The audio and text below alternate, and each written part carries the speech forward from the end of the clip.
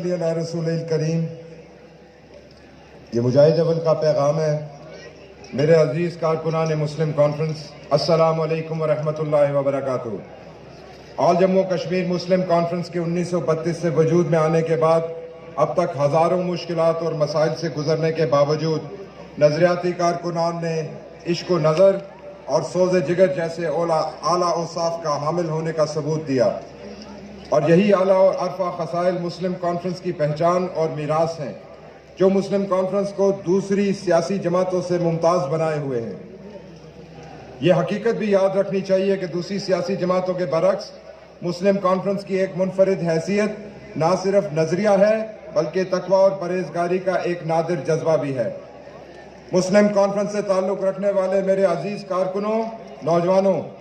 آپ کو اپنے بزرگوں کے صبر و استقلال اور بلند کردار سے پوری طرح آگاہ ہونا چاہیے، جنہوں نے اپنا خون جگر سے نظریہ الہ کے پاکستان کی آبیاری کی ہے اور ہر آڑے وقت میں اپنی مخالف قوتوں کے سامنے سیسا پلائی ہوئی دیوار کی طرح ڈٹ کر کھڑے رہے ہیں.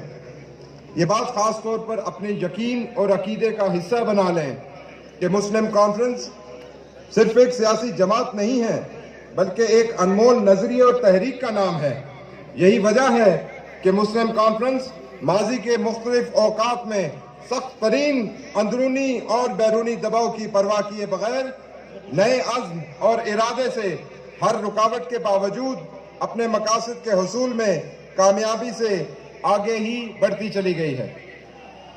یہ بات بھی آپ کو ذہن نشین رہنی چاہیے کہ مسلم کانفرنس ایسی تحریک ہے جسے شروع سے ہی غیبی امداد اور تائید حاصل رہی ہے، جو آپ اس وقت بھی مختلف صورتوں میں دیکھ رہے ہوں گے. اگر ہم اس کے ابتدائی ایام کی بات کریں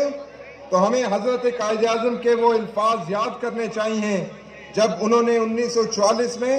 سری نگر کے مقام پر مسلم کانفرنس کے سالانہ اجلاس میں صدر مسلم کانفرنس رئیس الاحرار قائد ملت چودھری غلام عباس صاحب سے فرمایا تھا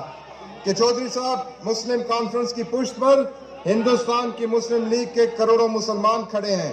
اور مسلم کانفرنس کو کشمیر میں وہی حیثیت حاصل ہے جو ہندوستان میں مسلم لیگ کو ہے. لہذا مسلم کانفرنس کے کارکنوں، بالخصوص نوجوانوں کو ایک تو اپنی جماعت کی تاریخ سے صحیح طور پر باخبر رہنا چاہیے، دوسرا اپنے اسلاف کی قربانیوں اور نظریات کا لحاظ کرتے ہوئے اس کی آبیاری میں اپنی بھرپور کردار کی ادائیگی کے ساتھ ساتھ اس کے نظریے اور عقیدے پر سختی سے عمل پیرا رہنا چاہیے. اور یہ تبھی ہو سکتا ہے جب آپ کا کردار کسی منفعت اور لالچ کے بغیر ہو. حضرت علامہ اقبال فرماتے ہیں، جس کا عمل ہو بے غرض اس کی جزا کچھ اور ہے.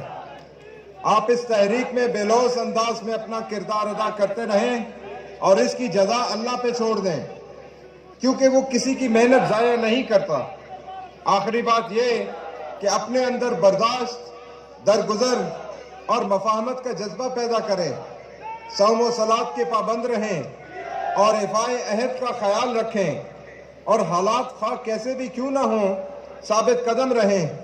کیونکہ استقامت وہ ہتھیار ہے جو کامیابی کی ضمانت ہے. نا امیدی کو دل میں جگہ نہ دیں اور قوم و ملت کے ساتھ روابط قائم رکھیں. مسلم کانفرنس کے کارکنان نے ہمیشہ ملی جذبے کا ثبوت دیتے ہوئے افواج پاکستان کے شانہ بشانہ کھڑے ہو کر پاکستان اور پاکستان کے عوام کے لیے جانوں کے نذرانے پیش کیے ہیں، اور یہ جذبہ نوجوان نسل میں نہ صرف یہ کہ قائم ہے بلکہ بدرجہ اتم برقرار رہنا چاہیے تاکہ مسلم کانفرنس سے وابستہ کارکنان ملک بھر کے لوگوں کے لیے رول ماڈل ثابت ہوں، اور یہی ہمارا مدعا اور مقصد ہے.